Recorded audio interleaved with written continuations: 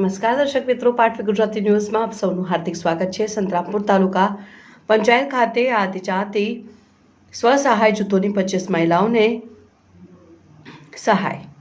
જિલ્લા ગ્રામ વિકાસ એજન્સીના નિયામક શ્રી અને તાલુકા પંચાયત પ્રમુખ શ્રીની ઉપસ્થિતિમાં મહિલાઓને સ્વરોજગારીના સાધનોનું વિતરણ કરાયું।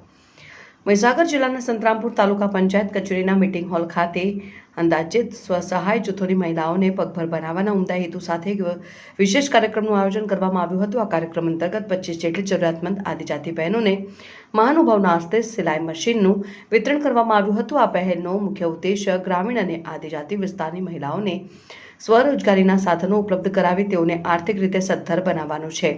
આ ગરિમાપૂર્ણ કાર્યક્રમ તાલુકા પંચાયત પ્રમુખ શ્રીમતી રજનીતાબેન એન તાવિયાડ તથા જિલ્લા ગ્રામ વિકાસ એજન્સી નિયામક શ્રીમતી ચંદ્રિકાબેન બાબુના અધ્યક્ષસ્થાને યોજાયો હતો। આ પ્રસંગે તાલુકા પંચાયતના ઉપપ્રમુખ, કારોબારી અધ્યક્ષ, તાલુકા વિકાસ અધિકારી, ટીડીઓ, જિલ્લા લાઇવલીહુડ મેનેજર તથા તાલુકા લાઇવલીહુડ મેનેજર સહિત NRLM સ્ટાફની પ્રેરક ઉપસ્થિતિ રહી હતી।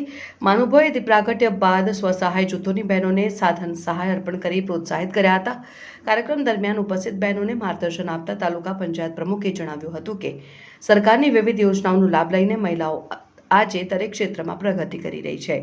જિલ્લા ગ્રામ વિકાસ એજન્સીના નિયામક શ્રીમતી ચંદ્રિકાબેન બાબુરે તેમના પ્રાસંગિક ઉદ્બોધનમાં ભારપૂર્વક જણાવ્યું હતું કે બહેનો પોતે પગભર બને અને સ્વરોજગારી મેળવતી થાય તે સમયની માંગ છે। જે બહેનોએ હજુ સુધી ટેકનિકલ તાલીમ મેળવી નથી તેઓને તાલીમ પૂર્ણ કરવા સૂચન કર્યું હતું, જેથી તેઓ સિલાઈ મશીનનો કુશળતાપૂર્વક ઉપયોગ કરી પોતાની આવકમાં વૃદ્ધિ કરી શકે અને પરિવારનો આર્થિક આધાર બની શકે। સિલાઈ મશીન વિતરણ બાદ મહાનુભાવોએ કાર્યક્રમ સ્થળે હરસિદ્ધિ મિશન મશીન મંગલમ જૂથ દ્વારા ઉત્પાદિત સાબુ અને ફેનાઇલના સ્ટોલ તેમજ ભગવતી મશીન મંગલમ જૂથ દ્વારા તૈયાર કરવામાં આવેલ પ્રાકૃતિક શાકભાજીના સ્ટોલનું નિરીક્ષણ કરી બહેનોની કામગીરીને બિરદાવી હતી। સમગ્ર કાર્યક્રમમાં મોટી સંખ્યામાં આદિજાતિ સ્વસહાય જૂથની બહેનોએ ઉત્સાહપૂર્વક ભાગ લીધો હતો।